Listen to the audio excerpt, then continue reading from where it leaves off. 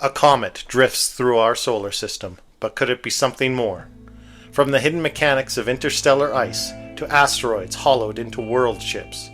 Tonight we chase the theories that suggest not all visitors from the stars are natural, and some may be carrying secrets older than humanity itself.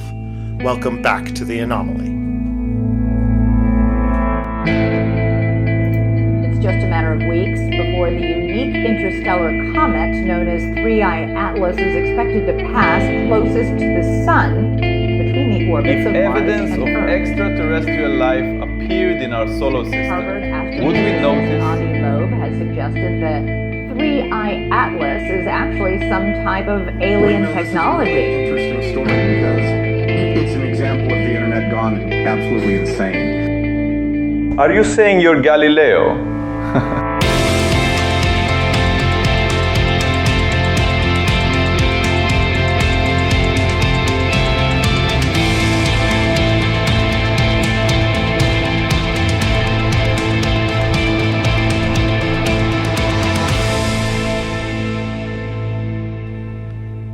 Welcome back to the Common Anomaly podcast. You're listening to Season 2, Episode 28. I'm your host, Stuart James. Joining me today is Clayton James.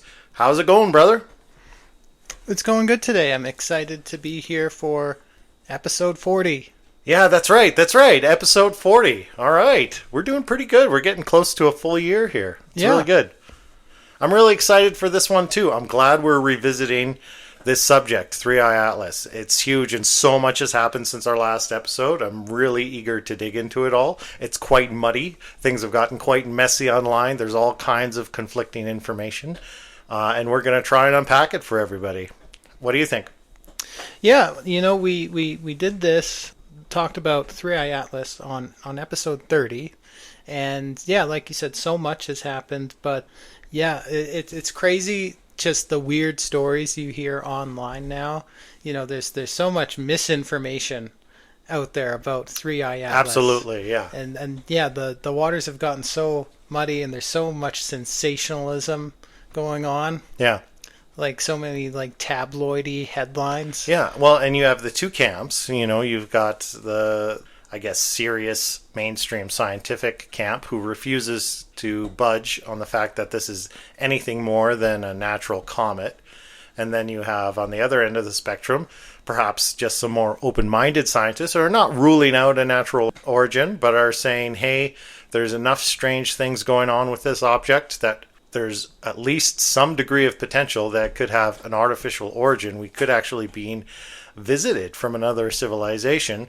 And then they're going kind of head to head, and then there's all this garbage in the middle piled on top of it just to make it muddy and confusing.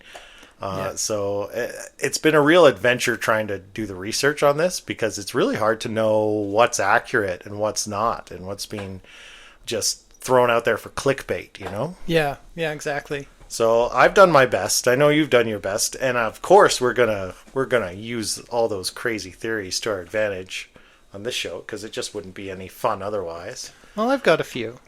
I've got a few. Great. All right, we're a little scattershot here. We're working under different circumstances than usual. I'm going to apologize if you hear a bit of crunching and gnawing.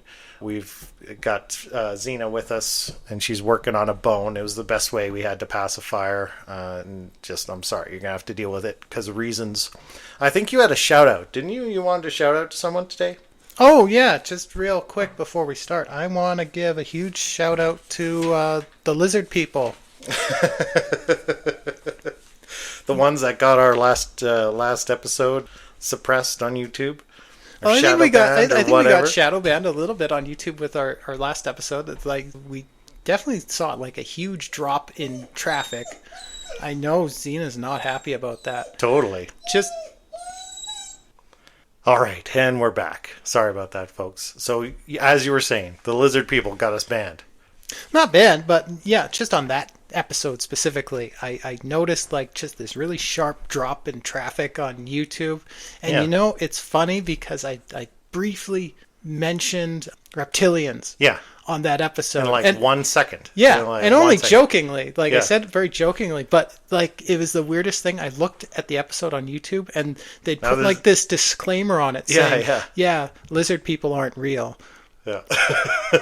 And then a huge drop in traffic. And that totally sounds like something a lizard person would say. That's one of the things about the world today I hate is that we have to pander and baby people so much that platforms like YouTube or others have to feel like they're responsible to tell people whether to believe in lizard people or not.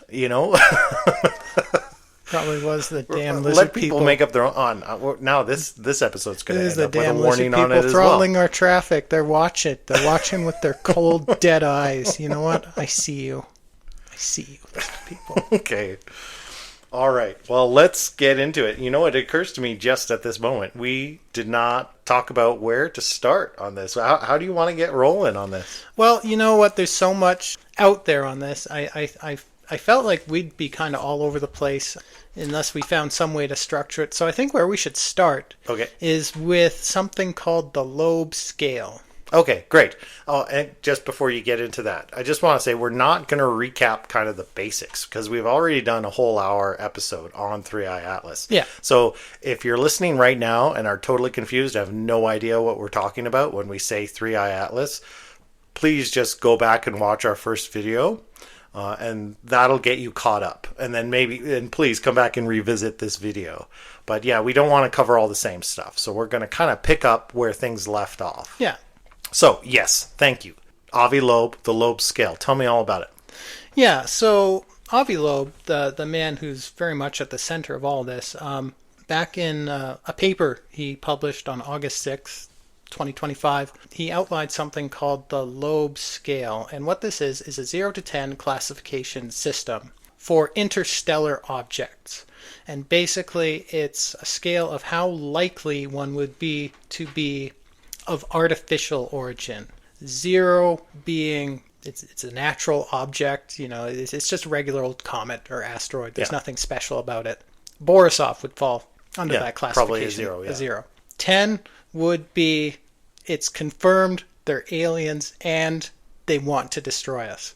Right. Actually, is the fact they want to destroy us part of the scale? Or well, kind of, yeah. So 8, 9, and 10 on the scale are all confirmed. It's artificial. It's artificially made. Oh, it's from there it takes on like a severity scale. Yeah. So 8 would be confirmed object of artificial origin, but it's of no consequence to us. It's not going to impact us. It's just passing by and ignoring us. Right. 9 would be an object of artificial origin on an impact course with Earth with regional consequences. Think when, in Star Trek, First Contact, when the Vulcans landed in Bozeman, Montana, and made contact with them, you could consider that regional consequences. Yeah. Yeah. Okay. Not affecting the entire planet, but an event happened. Yeah.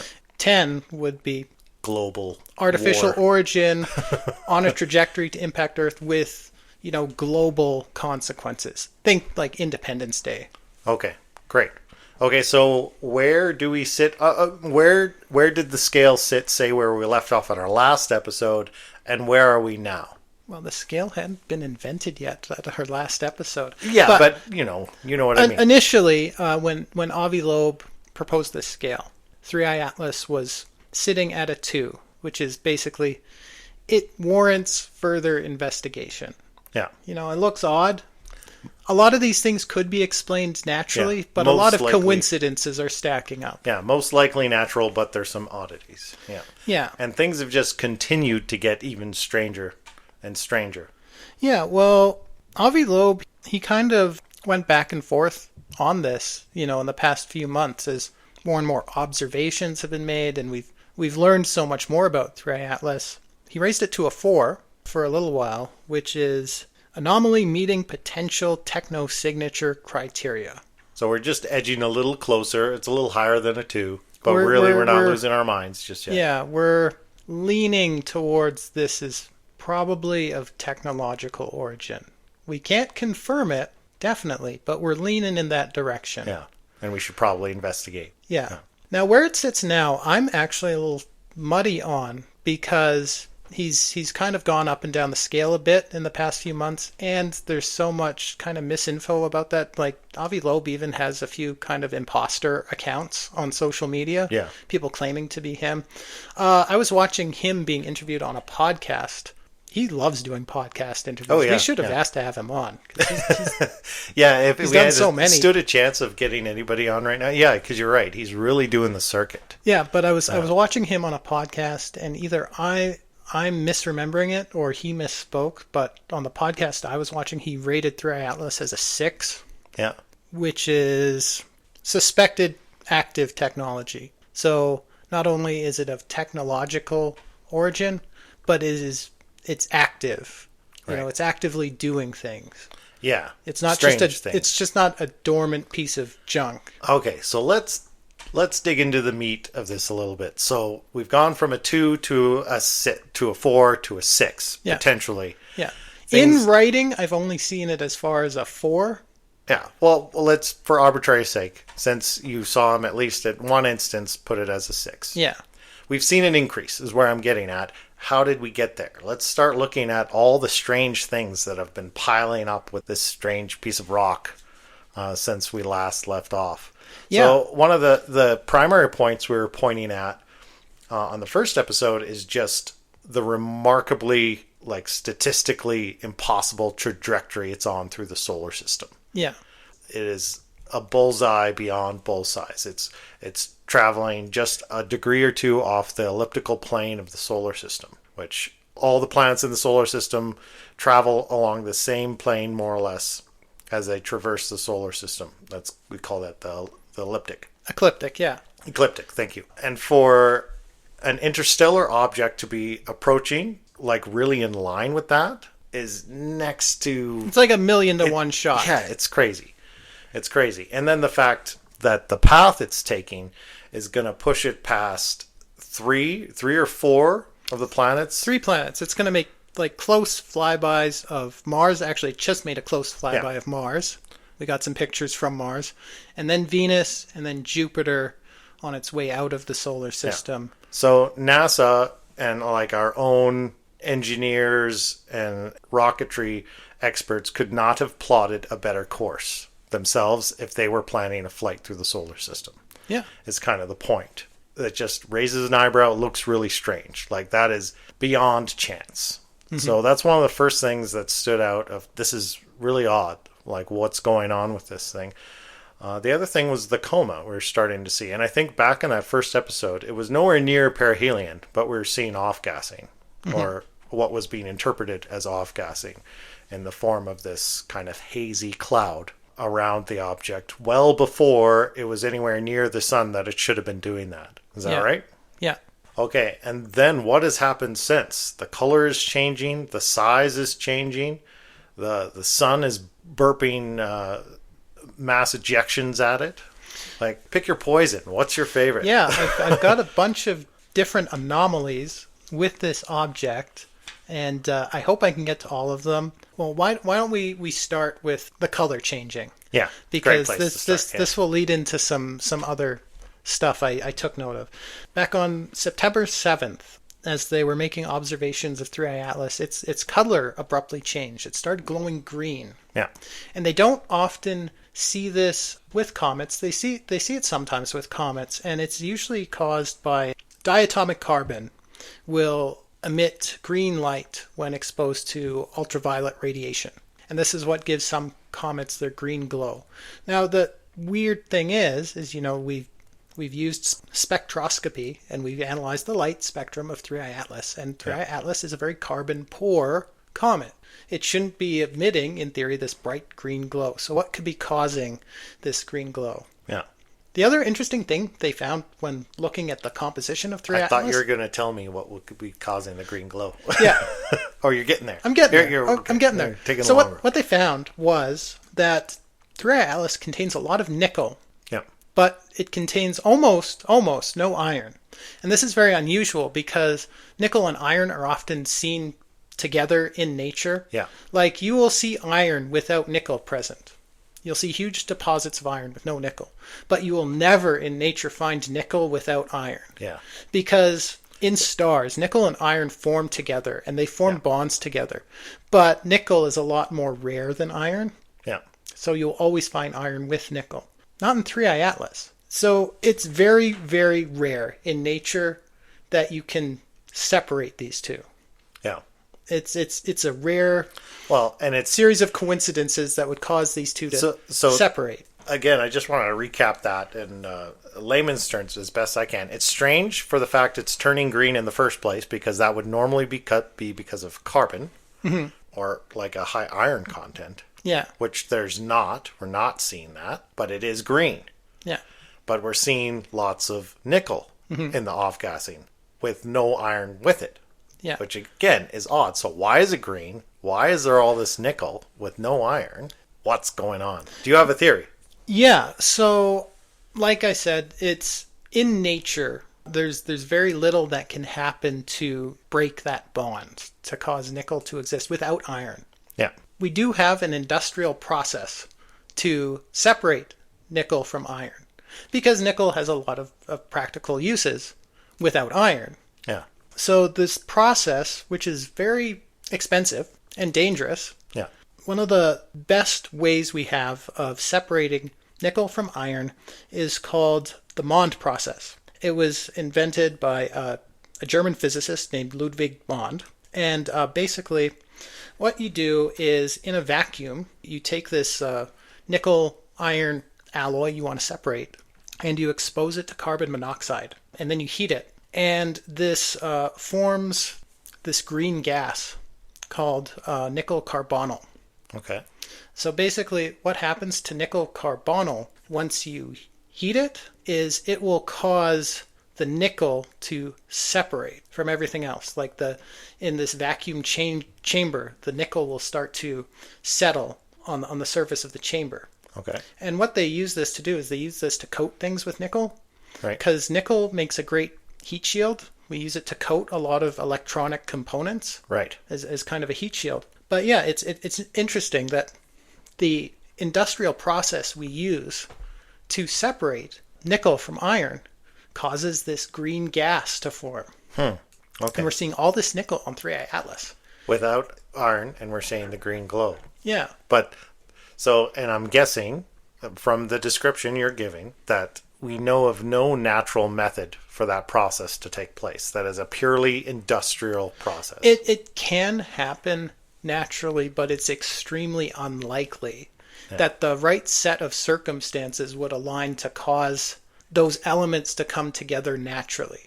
Okay. This gas is actually extremely toxic, by the way. This is why this is such an expensive process, Right. because it's kind of dangerous. This nickel carbonyl gas, it's completely odorless. So if you inhale any, you won't notice you've inhaled it, and you'll feel perfectly fine for hours and hours, and then half a day later, all your organs will shut down, and you'll die this really horrible death. Oh, that sounds awful.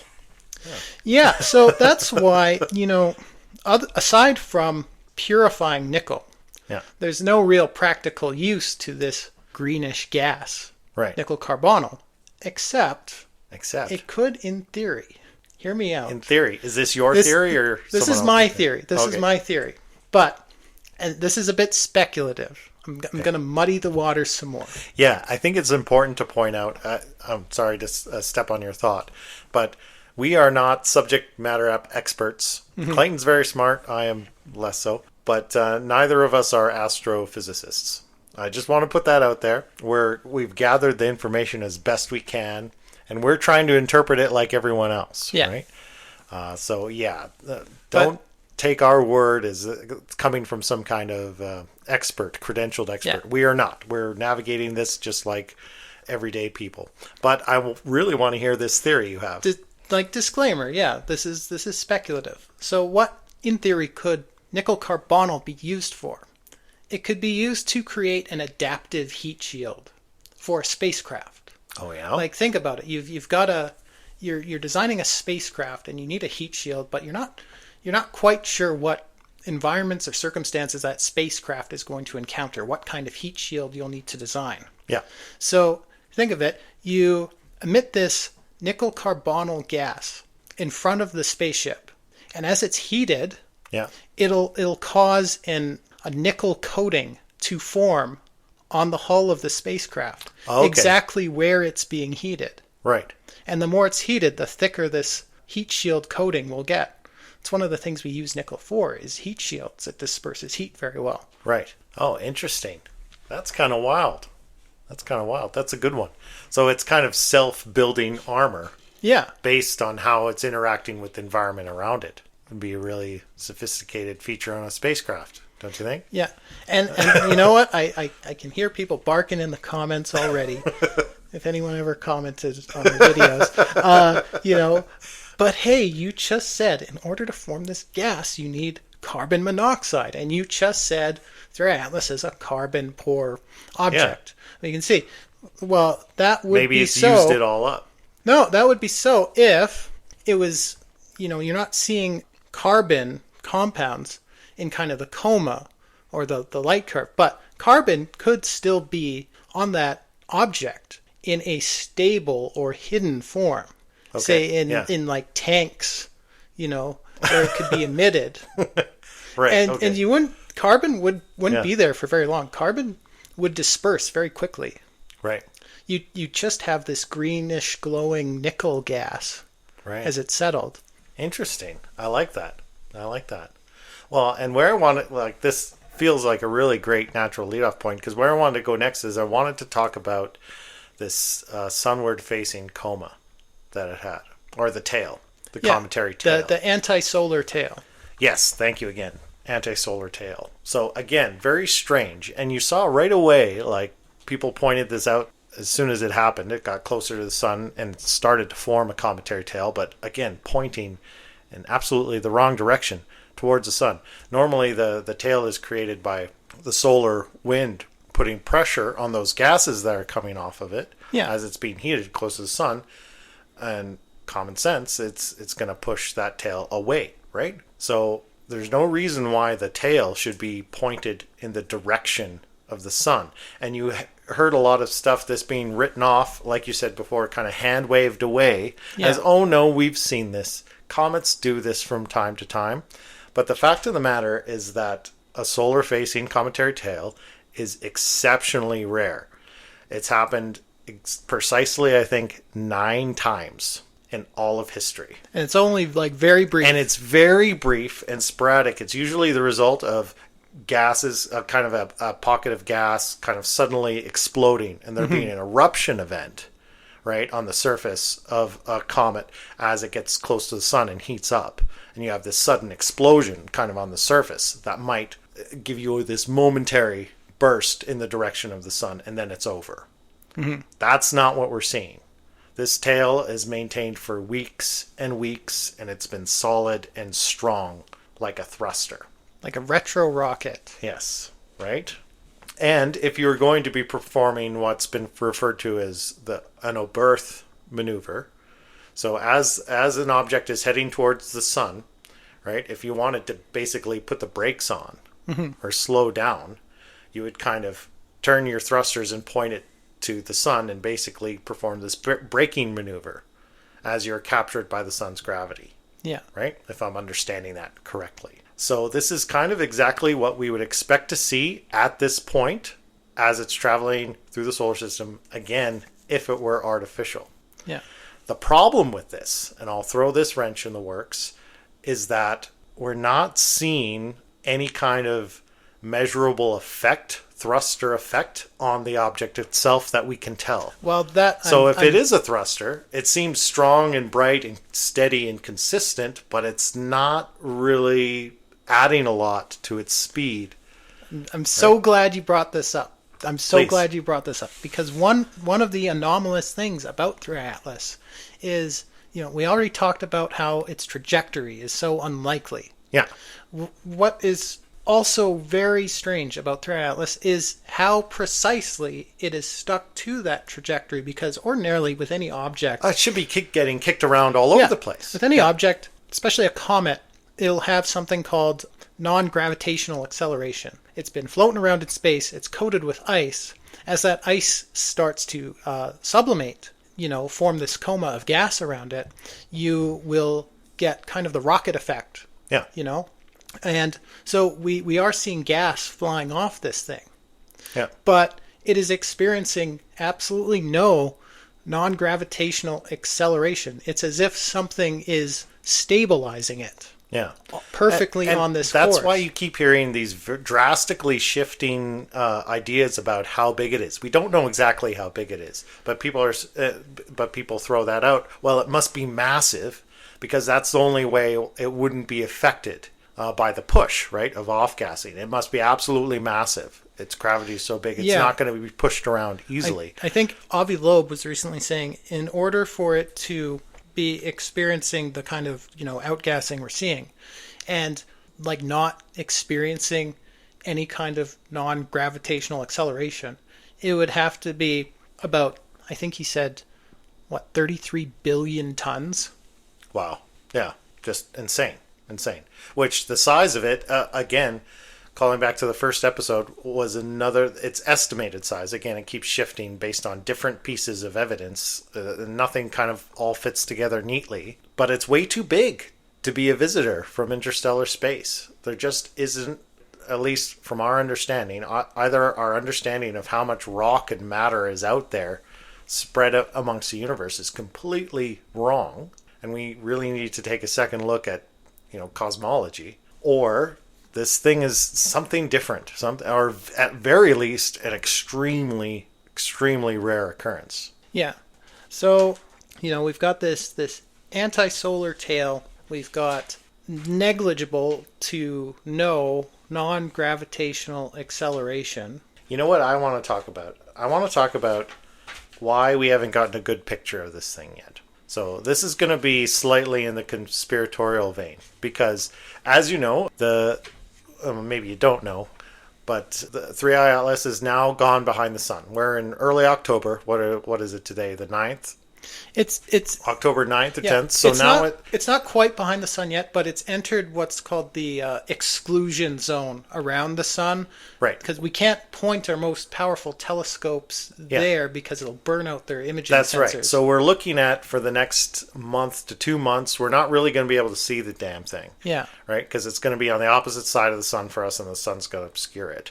But right now, it is at its closest approach to Mars. Yeah. It's gone very close to Mars. And we've got all kinds of orbiters and robots on Mars with which to try and keep an eye on this thing and get a better picture of this thing as it's transiting near Mars. It's doing a visit of Mars. Yeah. And all of a sudden, the government goes and shuts down, and NASA furloughs, 15,000 workers?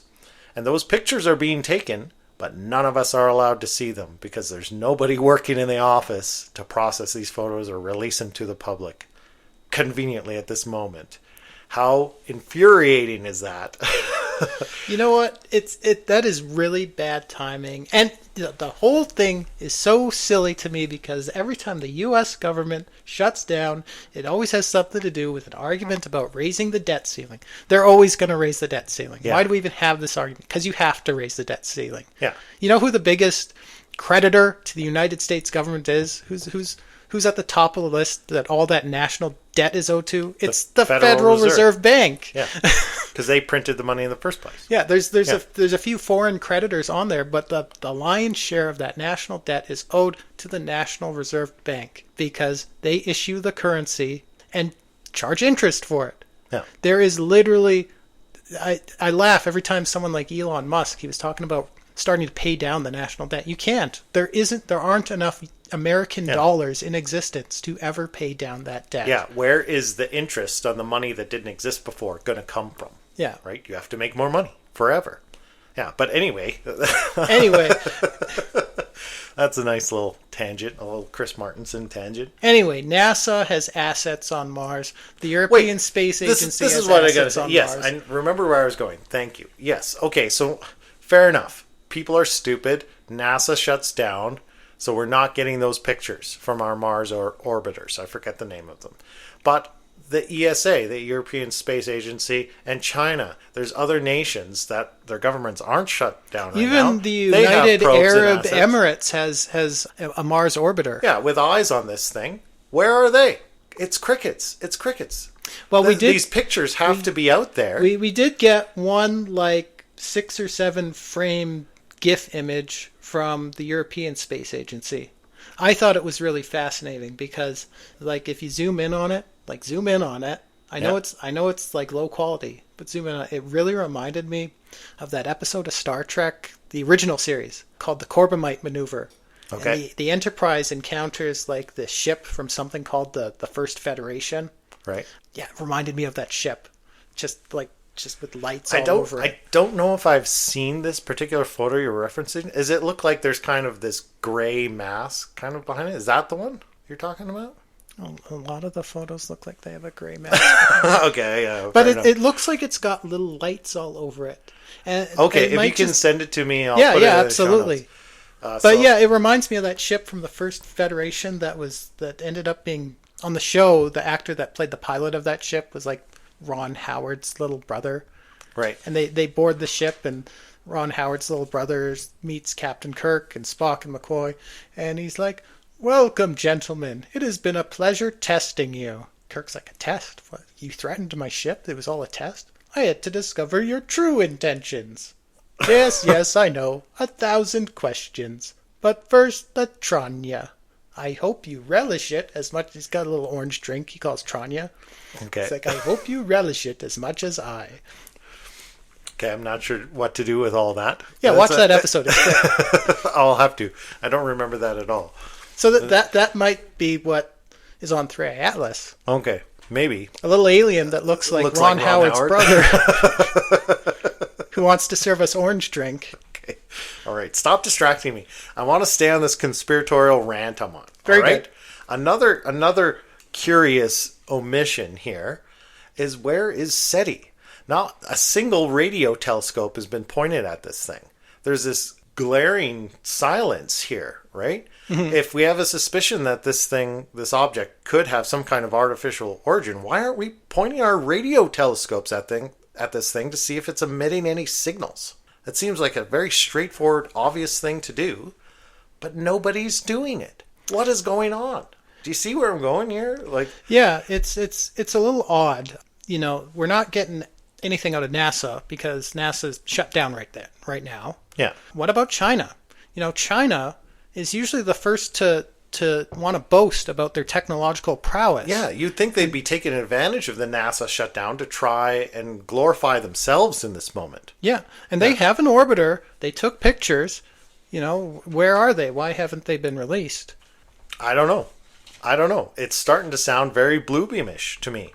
If you want to listen to our last episode that's been shadow banned, go check it out on YouTube. We could use the numbers to help us out for one, but it'll explain everything about Bluebeam. And we did that episode in advance of this one very specifically because that's one of the ideas that's floating around, because that even muddies the waters even further. This whole thing could be really happening.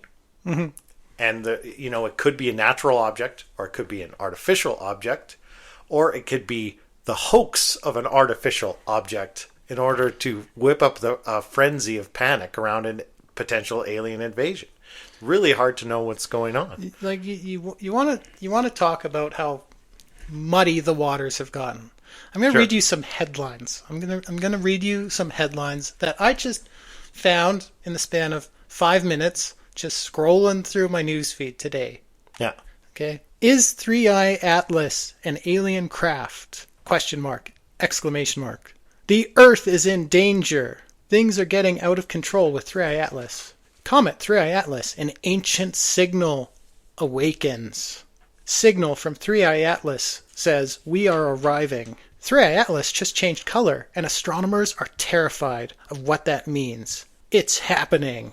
3i Atlas may explode at any moment and alter the orbits of Mars and Earth. 3i Atlas may drag Mars into Earth. You know? Okay, I get your point. Yeah, those are all really ridiculous. And moments before wildly... NASA suddenly went dark, Elon Musk says they saw something they weren't meant to. You know, it's funny, that in itself, because Elon Musk comments on everything these days, but he's actually been, again, incredibly silent on this whole matter. Yeah, I don't... And that's... It's kind of a bit of a tangent, but it's kind of terrifying how... I kind of hate this phrase, but it kind of rings true. It's kind of terrifying how post-reality things are getting. Because, for the past several years, people have thrown around the term misinformation so much. Yeah. And typically, when people use that, it frustrates me. What they typically mean is we've looked at the same facts or news stories and we've come to very different conclusions. Therefore, what you're saying is misinformation. Yeah. Oh, you have no idea. You have no idea how much you've just cheapened the word misinformation, because you have no idea the kind of free range bull we are in for now that we have AI so accessible. Yeah. It is so easy and so low barrier for anyone to just whole cloth make up. Yeah. And make it up sound something convincing. And make it look and sound so convincing. Yeah. No, that's right. That's right. It's a difficult time we're going into. And I mean, I lean in the direction of, we've always had the misinformation. There's always been bullshit stories. There's always been garbage news rags that pump fake stories to sell papers, right? And these days it's to get clicks or whatever, right? Yeah. That's never not been a thing. Yeah, we've always had tabloids. But now all of a sudden we feel like we got to regulate it for some reason, instead of people having the individual ownership of having to figure out for themselves what's real and fake or whatever, and have that kind of personal responsibility over what they consume and what they personally determine to be credible or not. I don't think that's something we should be leaning on regulation for, but at the same time, you're right. We're entering this new world where fakery can be so incredibly convincing. Yeah. That it gets really dangerous. To the fact that, like I said earlier, voice cloning has become such a thing with scams now, right? It's happening all the time, and now us idiots have just put 40 hours of our voices out onto the internet for anyone to grab and clone our voices. Please don't do that. Oh, no one wants my voice anymore. Right? But these are real problems. These are real threats.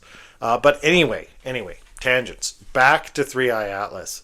I want to delve into one of my favorite theories here, and I have to credit the YouTube channel Angry Astronaut for this one, because his favorite theory, seems what he leans back on a lot, is that what if this object is both natural and artificial, which is why we're having such a hard time determining what it is. Like it's a modified asteroid or something. And that's come up before. Like an asteroid or a comet would make a really good place to build. Yeah, so you core it out, you build habitats inside, you duct tape some thrusters to the back of it, and boom, you have a spaceship. Mm-hmm. Actually, instead of trying to build it, like you say, a whole cloth out in space from scratch, you just use an existing body. Yeah. Right? Strap some thrusters to it and some habitats, start pushing it around. And it makes a very effective space vehicle. Have you ever heard of the Ensman Starship? I don't believe I have. No? This is a very old idea for creating an interplanetary or interstellar spaceship. I've got the guy here, Dr. Robert Duncan Ensman. So in the 1960s, he created this idea of the Ensman Starship. And so basically, it'd have this big, huge dome, this big ball of frozen deuterium, at the front of the spacecraft. Mm-hmm. And then the rest of the spacecraft would be behind it. And so it would use kind of thermonuclear pulse-style drives. So this is the idea they had back in the 60s of nuclear-powered starships, where they'd basically drop nuclear bombs out the back, and there'd be a giant plate that the explosion would push on the spaceship. Yeah, Project Orion. Yeah, and exactly, that's right. And so they just detonate, and it would cause the craft to accelerate to insane speeds, approaching the speed of light. And was that Project Orion or Project Daedalus? There's two of them. There's been several. Been several, but Project Orion is a big one. It is associated with design. So, and there's been various different interpretations of this, variations of different crew sizes, different amounts of fuel you'd need. But if you can create a steady propulsion of just 1G over time, you can gradually approach high percentages of the speed of light, and you can actually traverse our entire galaxy this way. Yeah. So, and this is 1960s technology. Mm-hmm. This could have been built. We didn't, because people did not want nuclear bombs going off in space. Yeah. Right? And the whole Treaties were thing signed and we went in a such. different direction, right? Yeah. Basically, that's what happened. We went in a different direction. Yeah, so I don't want to spend too much time on that. I just really like this idea that back in the 1960s, we had designs based on 1960s technology that absolutely could have worked. We're well within engineering capability to take us into interstellar travel. Right? I'm sure there would have been other problems, and definitely there's confounding things we would have had to tackle, radiation, whatnot. Yeah. But it was doable, right? It was a doable thing. And I really like this idea, I just wanted to mention that quickly, of creating an asteroid / starship. I thought that's a really interesting idea.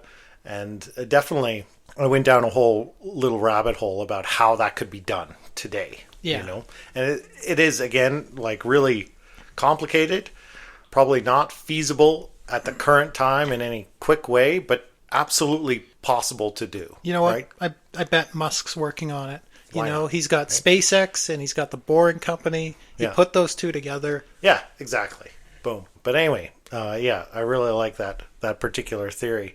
So what now? What other strange things? Do we want to talk about the WOW signal? This jumped out at me. Yes. Something really, really fun. Yes. What were people doing in the 70s other than, growing sideburns and developing Project Orion?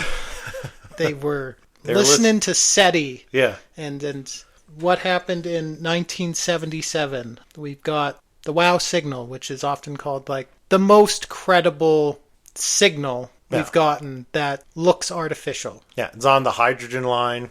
It's Yeah. very complex. Yeah, if you don't know the WOW signal, I imagine most people will be cursorily familiar with the WOW signal. I'll put a little link in the show notes for anyone who's not. Yeah, it looked artificially made in every way, and the only reason we haven't confirmed that this was of artificial origin is because it never repeated. We only heard it the one time. But it came from an area of space known as the solar apex, which is basically, if you visualize the sun rotating around the Milky Way galaxy, the solar apex is kind of the direction the sun is moving as it revolves around the Milky Way. Yeah. That's the solar apex. You know what else has approached from the direction of the solar apex? Oumuamua, and now 3I Atlas. Three of our biggest contenders for something artificial from beyond our solar system have all come from the same direction. So I did a bit of research on this whole WOW signal thing. I was trying to determine if there's really something to this, or if it's so generalized, if it's such a generalized chunk of sky that it really is just kind of connecting dots that have no business being connected. And I actually got buried somewhere in this massive pile of notes, the kind of math on it all and the number of degrees it's off by. For one thing, we don't have exactly precise measurements of where 3I Atlas would have been. It's just too complicated. We don't know enough about its trajectory to be able to perfectly place where it would have been in 1973. Well, it's space. Everything's moving, and it's all relative. Yeah, it's actually really hard to get a precise, but I mean, it's within a few degrees, right? It's not such a great distance that it absolutely is a connection, but it's not so big a distance either that it's not really strange and something worth taking a look at and making you scratch your chin and go, those are really closely correlated there. Yeah, right? I'm kind of looking into this, and I don't know who exactly I'm about to quote, but I read this really great quote on it, talking about how Oumuamua and 3I Atlas came from the same direction. Like, it's hard to say that they came from the same direction, spot on. Yeah. Because, like I said, everything's moving and it's all relative. But they're part of the same kind of river of gravitation that flows through the galaxy. Yeah. If that makes sense. Yeah, sort of. I'm not sure what you mean by river, but clunk, clunk, clunk, clunk. Puppy dog. Xena. But yes, for layman's sake, we can make the argument they came from roughly the same direction, Yeah. to the point where that there's at least a potential that they're correlated to each other. And the theory I've heard about that is not that the wow signal was actually a deliberate message directed towards us, but more like a scanning pulse. Yeah. Like if you think about like a submarine under the ocean using its sonar to chart out the environment in front of it. Maybe that's what 3i Atlas was doing on its approach into our solar system, getting, sends out a high intensity, highly structured radio pulse that reads the terrain it's going into. Maybe it was mapping its amazingly rare trajectory that it's on. What do you think about that? Well, I think that's Highly speculative. I think that's absolutely terrifying. It is terrifying, granted, and highly speculative. These are a whole lot of unknowns and just these weird coincidences. We're trying to create a cohesive picture that makes some kind of sense. That's the thing, and Avi Loeb often says this. A lot of the anomalies you see with 3i Atlas can be explained naturally. They're just highly unlikely. But so many unlikely things are stacking up with 3i Atlas. I've got a quote. Again, I don't know who it was from. It might be Stefan Burns. I'm not sure. Or a channel called Cosmic Atlas. I'm not sure. My notes are messy. But the story of 3i Atlas reads like a hand of cards no natural object should hold. I thought that was a good quote. And he's right. It's just there's too many odd things, and they compound on each other, right? Mm-hmm. One odd thing, you could write it off as maybe there's some natural process we don't quite understand. But when you've got coincidence after coincidence after coincidence, strange thing we can't explain, compounded upon another and another, where do you go with that? To me, as a non-astrophysicist, total layman, don't just have to start looking at that and going, there's something really different going on here. Yeah. Could this be something other than just a natural object? Because it really doesn't match in so many ways to everything we would expect to see from a natural object. Yeah, I'd say so many coincidences have stacked up that you either really likely this is some sort of artificial construct, or we are wrong in so many of our assumptions about the universe. Yeah. It's like the nickel content of 3i Atlas. Yeah. Maybe there is some process in interstellar space that fractures chemical bonds in a way we don't understand. Yeah. Maybe. But, we didn't see these kind of anomalies with Borisov either. Yeah. Borisov's weird because Oumuamua was so strange. Yeah. And 3i Atlas but Oumuamua was written off. Showed a lot of anomalies itself, but it was very much written off. Yeah. 3i Atlas is very, very strange. But in between was Borisov. And Borisov was boring. Was only the second interstellar object, but it was like just a garden variety comet. Yeah. And it was almost like the universe was showing us a negative so we could see the positive. Right. Yeah. Oh, that's an interesting way of looking at it. I like that. Yeah. Another little factoid. Okay, I came across this last night, like super late last night. So I haven't done any verification of this, but I'm going to relate it anyway, just to throw a little more mud in the pit here. But I guess as James Webb was observing 3i Atlas, they were trying to get a read on its rotation. Mm-hmm. Right? Just like, how the Earth spins in space. They're trying to figure out what's its speed of rotation, right? Yeah. And they normally do this by looking at the amount of light it's reflecting, and that you'll see little variations and changes, because normally a comet or an asteroid or rock in space will not be uniform. So you'll be able to see there'll be a darker side of it, it'll be craggy, and it won't be evenly lit, right? Yeah. But they were actually having a really hard time getting a beat, and then they'll watch it as it changes, right? So you can see, this little dark dip here, it comes about every 3 hours, so you can kind of calculate what the spin is.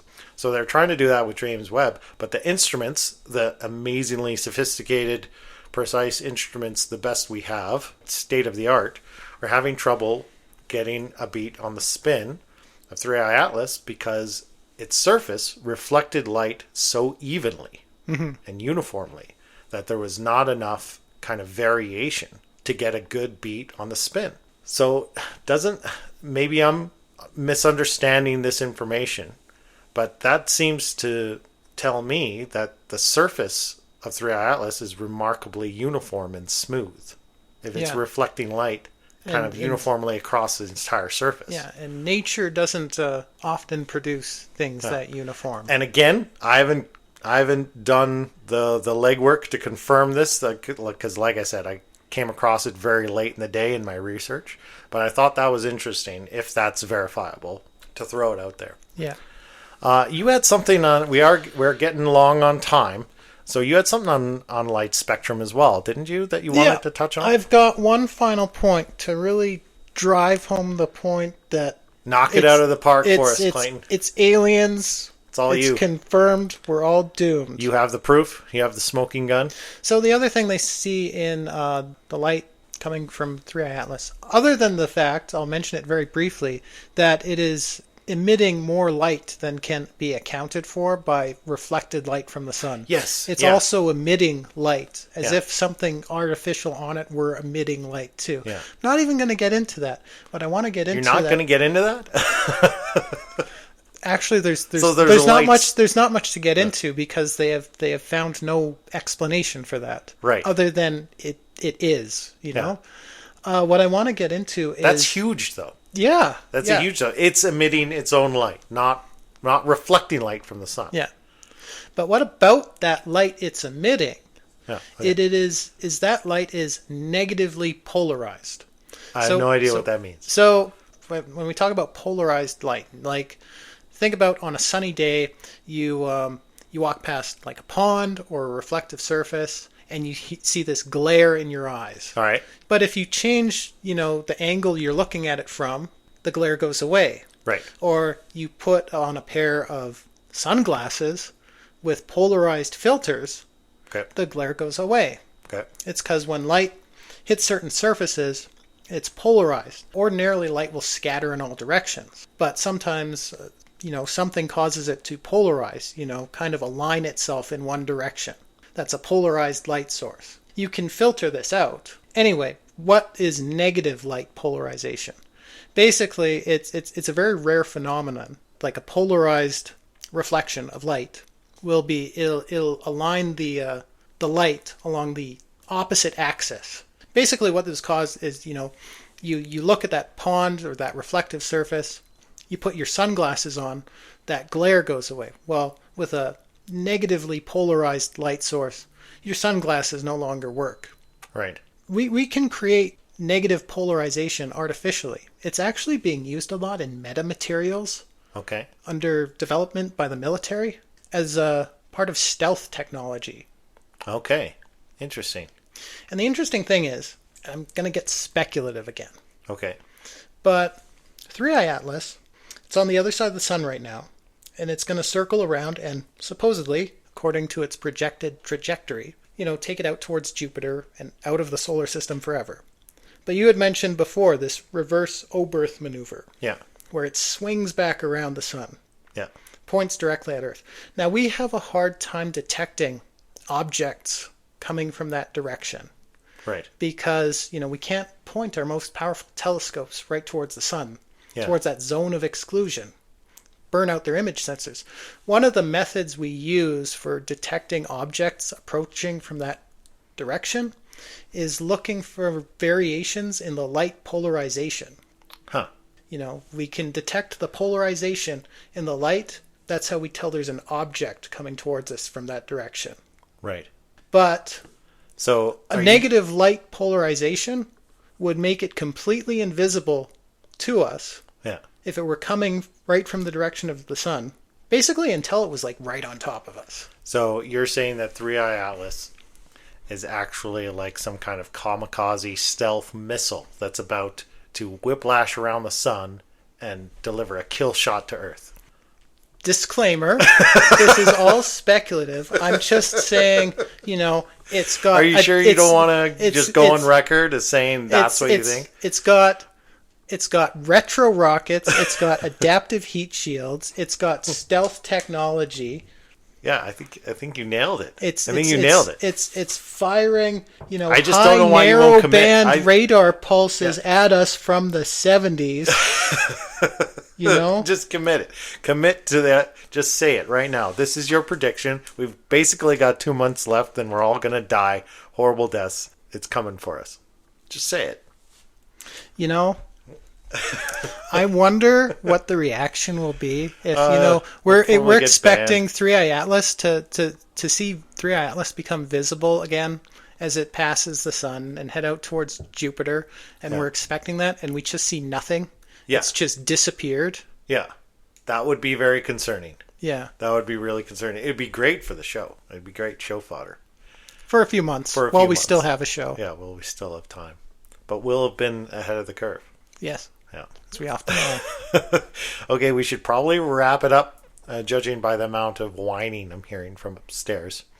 So, and we're past an hour now, so I think we should wrap it up. Do you have any final thoughts? I mean, I thought that was a great one. They're coming for us. We're all about to die. Do you have anything else? Yeah, look at the lobe scale, and I just wonder again, like if 3i Atlas completely disappears, where does that put it on the lobe scale? Yeah, totally. Well, because you could make any art, you could interpret that any number of different ways. Maybe it exploded on the far side of the sun and completely disintegrated.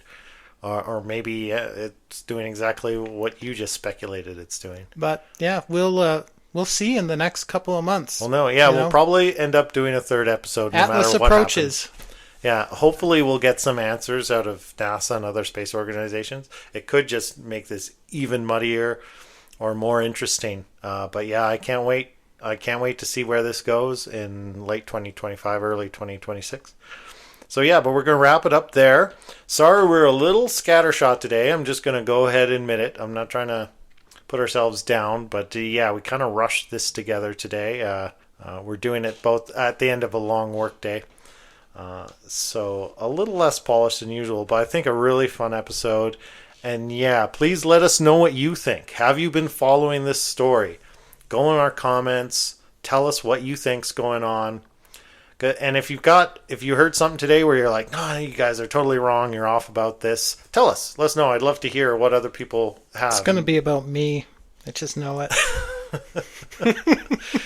But anyway, I hope everyone's doing great. It's Thanksgiving weekend here in Canada. It's still about a month away if you're in the States, but in Canada, Thanksgiving is just 2 days here. So I hope everyone has a happy Thanksgiving weekend, and we'll see you next time. Good night. Good night.